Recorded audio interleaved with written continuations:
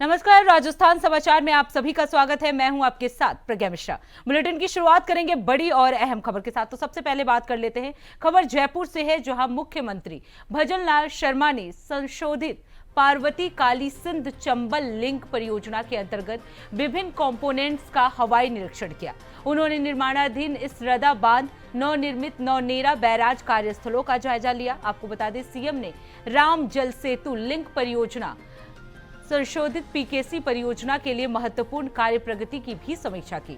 उन्होंने इस दौरान कहा कि ये जल परियोजनाओं को आपस में जोड़ने की दिशा में बड़ा कदम साबित हो सकता है। परियोजना जल संरक्षण और सिंचाई विस्तार को बढ़ावा देने में मील का पत्थर साबित होगा।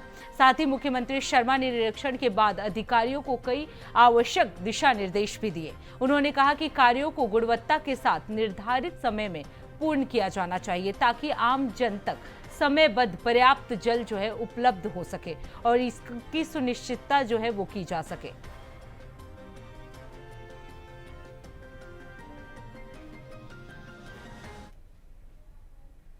अब रुक करते हैं अगली खबर की। मुख्यमंत्री भजन लाल शर्मा जयपुर पहुंचे, जहां चिकित्सा मंत्री गजेंद्र सिंह ख्यूसर की धर्मपत्नी के अंतिम संस्कार में वो शामिल हुए।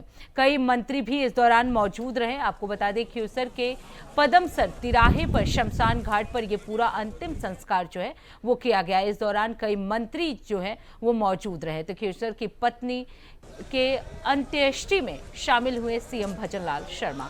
पुष्प अर्पित कर भावपूर्ण श्रद्धांजलि भी दी।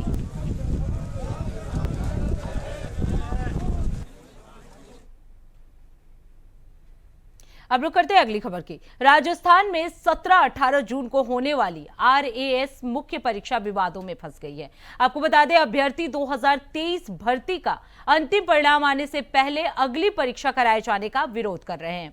वे दावा करते हैं कि 2023 की उत्तर पुस्तिका नहीं मिली है और इंटरव्यू प्रक्रिया भी जारी है, जिससे दोहरी तैयारी में मुश्किल हो रही है। अभ्यर्थी ने दोनों डिप्टी सीएम और कई मंत्रियों के साथ बीजेपी नेताओं से मिलकर परीक्षा कम से कम 3 महीने स्थगित करने की मांग की है। तो आपको बता दें, पूरे राजस्थान में आरएएस अभ्यर्थियों ने परीक्षा स्थगित करने की मांग उठाई है।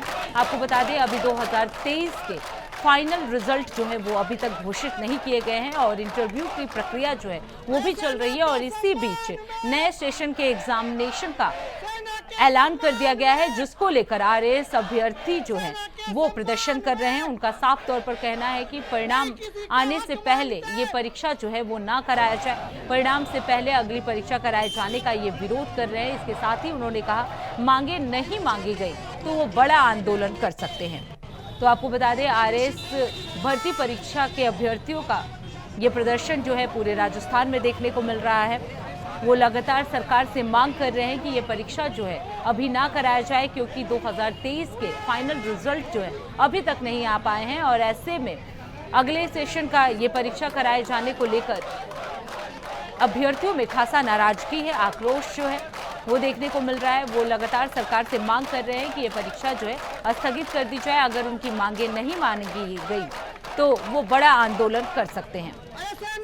तो अभी फाइनल परीक्षा का रिजल्ट नहीं आया है और इससे पहले एग्जाम कराए जाने को लेकर ये पूरा का पूरा आरएएस अभ्यर्थी जो है वो विरोध प्रदर्शन कर रहा है। उनका सरकार से मांग है कि ये परीक्षा कम से कम 3 महीने के लिए स्थगित कर दिया जाए, क्योंकि इस वक्त इंटरव्यू सेशन भी चल रहा है। ऐसे में दोनों परीक्षाओं की तैयारी जो करना मुश्किल हो रहा है। तो अभ्यर्थियों की ये पूरी मांग है कि उनका ये परीक्षा जो है स्थगित किया जाए, कम से कम 3 महीने तक ये परीक्षा जो है स्थगित किया जाए। अगर उनकी मांगे नहीं मांगी गई तो वो बड़ा आंदोलन करेंगे। तो आपको बता दें, राजस्थान में अभ्यर्थियों का ये पूरा विरोध प्रदर्शन जो है वो देखने को मिला है। आरएएस अभ्यर्थी हैं, ये आगामी परीक्षा को लेकर वो प्रदर्शन कर रहे हैं।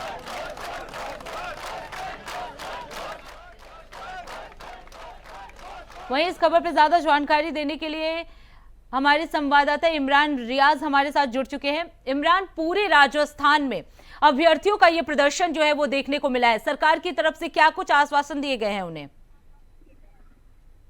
प्रज्ञा, राजस्थान में 17-18 जून को जो होने वाली है आरएएस की मुख्य परीक्षा, वो विवादों में फंसी हुई है जी। और इसको लेकर राजस्थान के आरएएस मुख्य परीक्षा की जो है वो धरने पर बैठे हुए हैं जी और राजस्थान यूनिवर्सिटी के अंदर प्रदर्शन कर रहे हैं, गांधीवादी तरीका अपना रहे हैं। इन्होंने राष्ट्रगान से शुरुआत करी अपने आंदोलन की जी और इसके बाद ये आंदोलन जारी है अभी तक। और इनकी जो प्रताड़ना है वो यही है कि मुख्य परीक्षा का अभी रिजल्ट भी नहीं आया है और आप एक परीक्षा की डेट और आप दे रहे हो, तो उसमें ये तैयारी कैसे कर पाएंगे और इनके लिए बड़ी मुश्किलात है। जी बिल्कुल। इमरान, तो क्या प्रशासन की तरफ से उन्हें कुछ कहा गया है? क्योंकि जिस तरीके से आप बता रहे हो कि वो अभी भी प्रदर्शन कर ही रहे हैं, ऐसे में प्रशासन की तरफ से आश्वासन दिया गया है इनको और इन्होंने मुलाकात करी डिप्टी सीएम से, डॉक्टर बेरवा से और दिया कुमारी उप मुख्यमंत्री से, दोनों से मुलाकात करी। और यहाँ के जो नेता हैं, बीजेपी के नेता हैं किरोड़ी लाल मीणा जी, उनके निवास पर भी उनसे मिले और उनका समर्थन पाया। किरोड़ी लाल मीणा जी जो है सदैव शुरू से ही छात्रों के हित के अंदर उनका साथ दिया है उन्होंने और प्रोटेस्ट के अंदर हमेशा भागीदारी निभाई है। इसको देखते हुए छात्रों के दल ने इनसे मुलाकात करी और इनके घर पे धरना दिया, प्रदर्शन करा और इनको अपने साथ लिया है। तो भारतीय जनता पार्टी की जो आवाज है वो किरोड़ी लाल बेस्ला जो है मुख्यमंत्री तक पहुंचा रहे हैं। अब इस बात का कहाँ तक असर होता है और कैसे सरकार मानती है इनकी मांगों को, ये आने वाले वक्त में ही पता चलेगा। बिल्कुल। इमरान, अभ्यर्थियों की क्या कुछ समस्या है इस मामले को लेकर? जी, अभ्यर्थी जो है लगातार प्रोटेस्ट कर रहे हैं और उनका सीधा सा संवाद यही है कि 17-18 जून को जो परीक्षा होने वाली है, मुख्य परीक्षा, और इनका जो 2023 का भर्ती का जो परिणाम है वो भी अभी आने वाला है और इसी दौरान ये आपने मुख्य परीक्षा रख दी है। तो उनकी तैयारी जो है वो किसकी तैयारी करें और किस एग्जाम की ना करें, उसको लेकर ये बड़े व्यथित हो रखे हैं। और इन्होंने अपने टीचर से, अपने प्रशासन से, शासन से, आरपीएससी अध्यक्ष से भी मुलाकात करी और आरपीएससी के सदस्य जो है उनको भी अपनी पीड़ा को अवगत कराया। लेकिन अभी फिलहाल धरातल पर इनकी सुनवाई नहीं हो रही है और इसीलिए इन्होंने अपना प्रोटेस्ट जो है, अपना आंदोलन है जो वो जारी कर रखा है। कब तक चल सकता है ये आंदोलन, इमरान? ये जैसे ही मुख्यमंत्री इस पे संज्ञान लेते हैं या आरपीएससी अध्यक्ष जो है वो संज्ञान लेते हैं और इनको आश्वस्त करते हैं कि एक ही डेट रहेगी और उससे पहले कोई दूसरे एग्जाम की डेट नहीं आएगी या पहले परिणाम आ जाए, जो भी इनकी समस्या का अगर सुलझाते हैं वो, तो छात्र जो है वो मान जाएंगे। और इसकी संभावना जो है, अभी सरकार इस पे कार्रवाई कर रही है, ध्यान भी दे रही है, मीटिंगें भी चल रही है। तो क्या रिजल्ट सामने आता है आरपीएससी अध्यक्ष के द्वारा, सरकार के द्वारा, वो उसमें समय लगेगा प्रज्ञा, 2-3 दिन का समय लग सकता है इसमें। जी बिल्कुल बिल्कुल इमरान, जिस तरीके से अभ्यर्थियों का यह प्रदर्शन जो है हम देख रहे हैं, लगातार अभ्यर्थियों का यह कहना है कि कम से कम ये परीक्षा जो है वो 3 महीने के लिए स्थगित करना चाहिए जब तक कि फाइनल रिजल्ट नहीं आ जाता। बहुत बहुत धन्यवाद इमरान इस खबर पर विस्तार से जानकारी देने के लिए।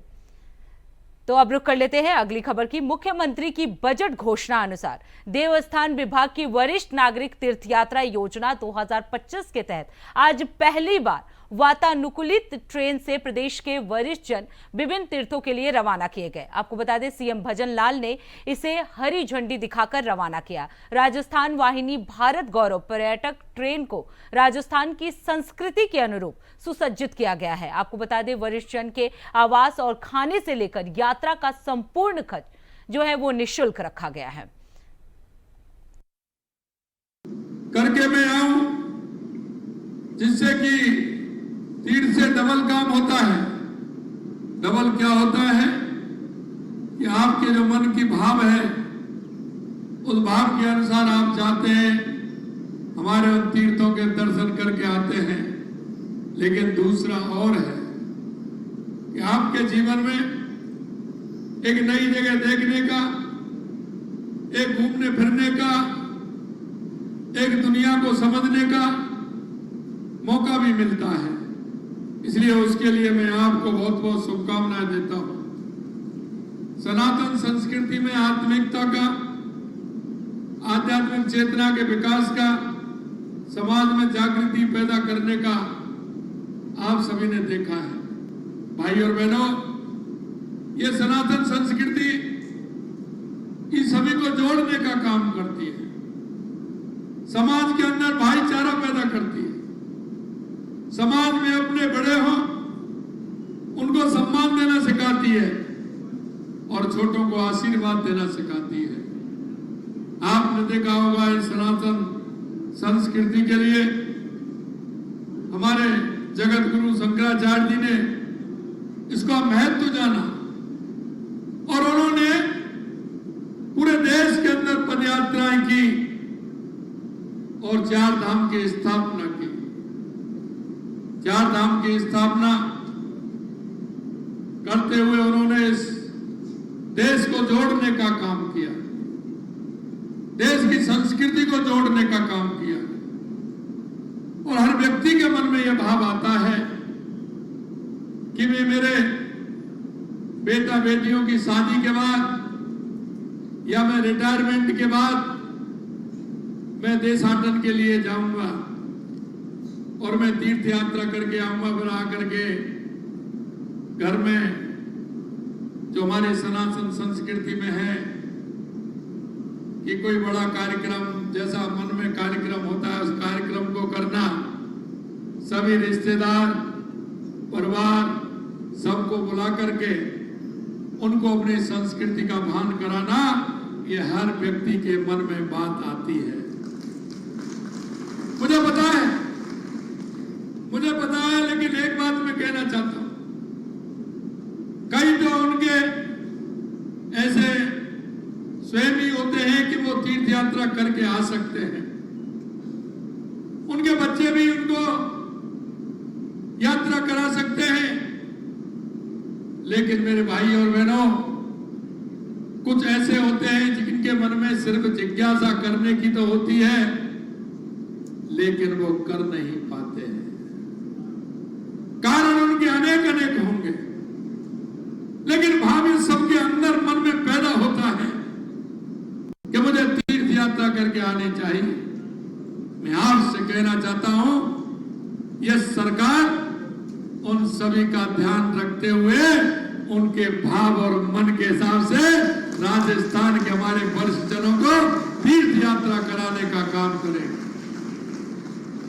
हम चाहते हैं कि हमारे किसी बुजुर्ग के मन में यह बात नहीं आए, हमारी किसी माता के मन में यह बात नहीं आई कि मैं तीर्थ यात्रा वहां जाना चाहती थी, मैं जाना चाहता था, मैं नहीं जा पाया। मैं आपसे यही कहना चाहता हूं, इसलिए हमने संख्या भी बढ़ाई है और ट्रेन को भी एसी करने का काम किया है, जिससे आपको किसी भी तरह से परेशानी नहीं हो। यही नहीं, मैं उन सभी माता पिता के पुत्र और पुत्रियों से भी कहना चाहता हूं, आप चिंता मत करिए, सरकार ने पूरी व्यवस्था की है। उनके साथ बेटा और बेटी बनकर के इस यात्रा में सरकार के नुमाइंदे जाएंगे और उस यात्रा में डॉक्टर भी होगा, कंपाउंडर भी होगा, दवाई भी होगी और उनको बढ़िया भोजन भी होगा। और भोजन वो होगा जो आप चाहते हैं, जो दिन में खाते हैं, हल्का भोजन करते हैं, जिससे कि आपकी यात्रा सुगम हो, अच्छी हो। मैं उनको कहना चाहता हूं कि उनको माता पिताजी को चिंता करने की कोई आवश्यकता नहीं है। सरकार ये मानते हुए कि ये बुजुर्ग हमारे हैं, ये बुजुर्ग हमारे, ये माता हमारी है, पिताजी हमारे, चाचा जी हमारे, ताऊ जी हमारे, ताई जी हमारी है, चाची जी हमारी है। अब रुक करते हैं अगली खबर की। मुख्यमंत्री भजनलाल शर्मा गंगा दशहरा और विश्व पर्यावरण दिवस के मौके पर देर शाम भरतपुर पहुंचे, जहां उन्होंने गंगा मंदिर में पूजा अर्चना की और प्रदेश की सुख शांति के लिए कामना भी किया। गंगा मंदिर में वो पहुंचे, वहां उन्होंने पूजा अर्चना की। आपको बता दें, सीएम भजनलाल शर्मा की पहल पर वंदे गंगा जल संरक्षण जन अभियान की भी शुरुआत की गई। इस अभियान के तहत 5 जून से 20 जून तक प्रदेश की गौरवशाली संस्कृति में शामिल पर्यावरण संरक्षण के कार्यों का व्यापक रूप से आयोजन किया जाएगा। दरअसल राजस्थान में इस अभियान के तहत जल संचय, भूतल जल स्तर बढ़ाने के लिए कई गतिविधियां आयोजित की जा रही हैं। इस अवसर पर जल संसाधन मंत्री श्री सुरेश सिंह रावत सहित विभिन्न जनप्रतिनिधि और अधिकारीगण जो हैं वो मौजूद रहे।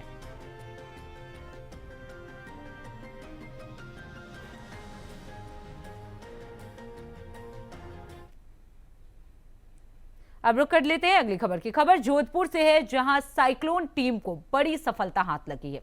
आपको बता दें, साइक्लोन टीम ने मादक पदार्थ की तस्करी के सबसे बड़े आरोपी को पकड़ने में सफलता हासिल की है। रेंज आईजी विकास कुमार ने बताया कि मारवाड़ में मादक पदार्थ को लाने वाले 4 कुख्यात में बचे एक कुख्यात आरोपी गोवर्धन राम मादक पदार्थ के तस्करी का सबसे बड़ा नाम माना जाता है। इसके ऊपर पुलिस की ओर से 1 लाख का इनाम घोषित था। इस आरोपी को पुलिस ने जैसलमेर जिले से गिरफ्तार कर लिया। आपको बता दें कि जब साइक्लोन टीम ने इसे दबोचा तो इसे पिस्टल चलाने का प्रयास भी किया, लेकिन असफल रहा। मादक पदार्थ की तस्करी के खिलाफ अभियान में ये बड़ी सफलता जो है वो मानी जा सकती है।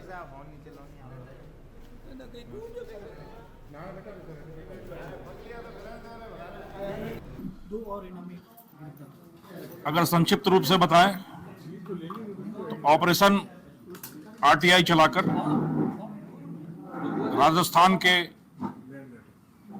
सबसे बड़े वांछित मादक द्रव्यों की तस्करी के क्षेत्र में सबसे बड़े वांछित 1 लाख रुपए के इनामी गोवर्धन राम पुत्र डूंगर राम निवासी नागाना बाड़मेर को आज तड़के सुबह बड़े दुस्साहसी और नाटकीय तरीके से गिरफ्तार करने में साइक्लोन टीम को सफलता मिली है। जैसा कि आप सबों को विदित है कि पूरे राजस्थान से, विशेषकर मारवाड़ के क्षेत्र से नशे को निर्मूल करने की दिशा में लगातार कटिबद्ध होकर कार्रवाइयां कर रही है साइक्लोन की टीम, और उसी मदमर्दन की दिशा में एक ठोस अंतिम कदम उठाते हुए, एक निर्णायक प्रहार करते हुए वर्तमान में क्षेत्र में मादक द्रव्यों की तस्करी में सक्रिय रूप से कार्यरत 4 मुख्य आधार स्तंभों में से शेष बचे आखिरी आधार स्तंभ।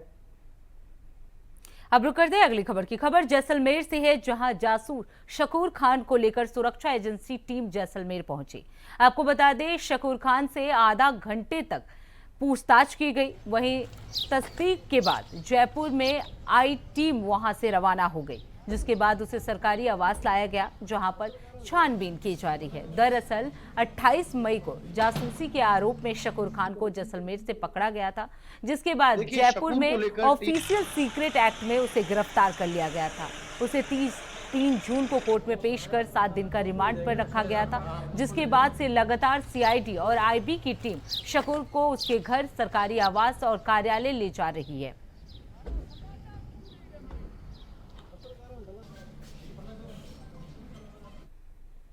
अब रुक करते हैं अगली खबर की। खबर डूंगरपुर से है, जहां मंत्री बाबूलाल खराड़ी अपने 1 दिवसीय दौरे पर वहां पहुंचे, जहां आश्रम कमेटी की ओर से प्रभारी मंत्री का जमकर स्वागत किया गया। उन्होंने, आपको बता दें, इस दौरान उनके स्वागत में कई मंत्री भी जो हैं वो मौजूद रहे। 50 लाख के सामुदायिक भवन की आधारशिला जो है इस दौरान रखी गई और कई मंत्रीगण भी उनके साथ मौजूद रहे।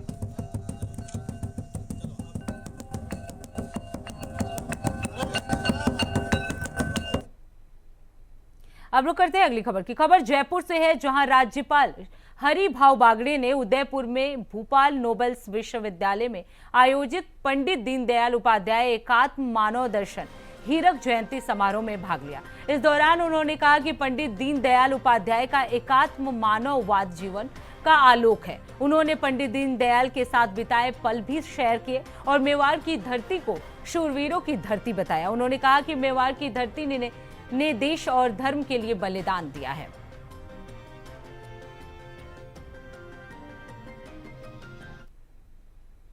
अब रुक करते हैं अगली खबर की। कर्म भूमि से मातृभूमि अभियान को लेकर एसडीएम सुभाष चंद्र चौधरी की अध्यक्षता में बैठक का आयोजन किया गया। आपको बता दें, गिरते भूजल स्तर को रोकने, वर्षा जल के संरक्षण और पुनर्भरण तथा भविष्य के लिए जल को स्थायी उपलब्धता सुनिश्चित करने को लेकर यह बैठक की गई। इस बैठक में एसडीएम ने कई निर्देश भी दिए और प्रत्येक ग्राम पंचायत में 4 रिचार्ज सॉफ्ट संरचनाओं का निर्माण किया जाए, इस पे भी बातचीत की।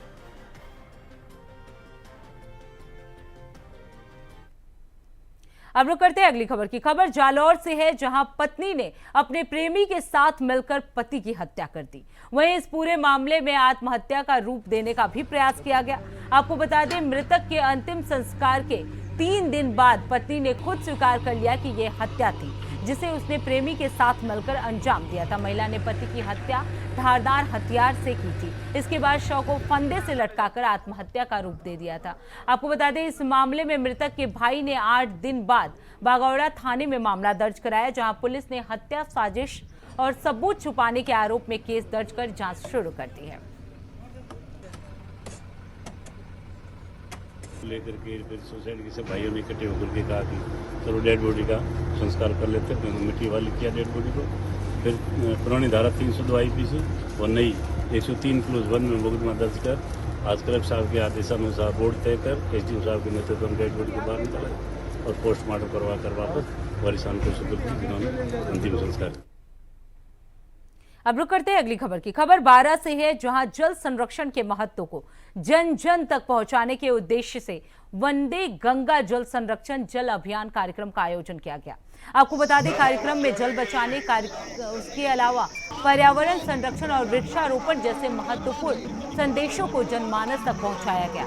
इस अवसर पर 12 जिला के प्रभारी मंत्री ओटाराम देवसी, शिक्षा और पंचायत राज्य मंत्री मदन दिलावर सहित कई प्रशासनिक अधिकारी जो हैं मौजूद रहे। आपको बता दें, कार्यक्रम के दौरान जल संरक्षण की महत्ता पर वक्ताओं ने विस्तार से प्रकाश भी डाला और आम जन से जल बचाने के लिए ठोस कदम उठाने और अधिक से अधिक वृक्षारोपण करने की अपील भी की।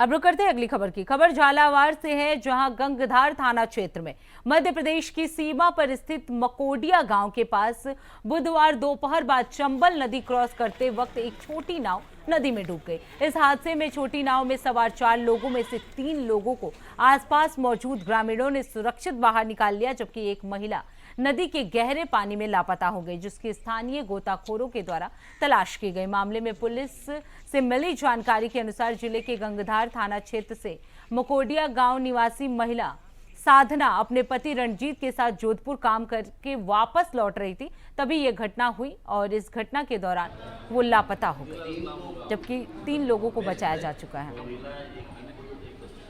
मिली थी कि कोई जोधपुर से मकोडिया जोधपुर काम कर रहे थे, मकोडिया आ रहे थे नदी से MP की तरफ से रास्ता क्रॉस करके, तो नदी में वो डूबने से 2-3 आदमी डूब गए थे। 3 आदमी को तो गांव वाले ने बाहर निकाला, एक आदमी औरत की मृत्यु हो गई वहीं पे। फिर प्रयास की टीम आई वहाँ से और उसको। अब रुक करते हैं अगली खबर की। कांग्रेस प्रदेश अध्यक्ष गोविंद सिंह डोटासरा ने करणपुर में पूर्व मंत्री स्वर्गीय सरदार गुरमीत सिंह कुन्नर की जयंती पर 4 करोड़ की लागत से बनने वाले नशा मुक्ति केंद्र की नींव रखी। ये केंद्र राजस्थान सरकार की गाइडलाइन के तहत 3 बीघा जमीन पर बनेगा और बाद में सरकार को सौंपा जाएगा। आपको बता दें, इस दौरान डोटासरा ने संविधान बचाओ रैली में बीजेपी सरकार पर हमला करते हुए कहा कि भाजपा संविधान को कमजोर कर रही है और श्रीनगर गंगा में जिला पद पर चुनाव नहीं करवा रही है।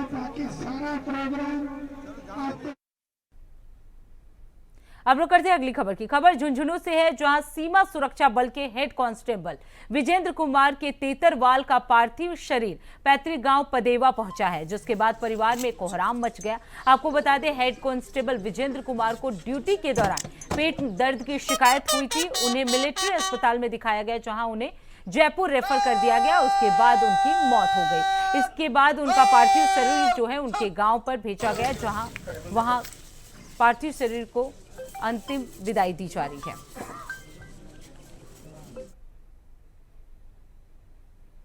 तो फिलहाल राजस्थान समाचार में इतना ही। देश दुनिया की तमाम बड़ी खबरों के लिए देखते रहिए इंडिया वॉइस। तब तक के लिए नमस्कार।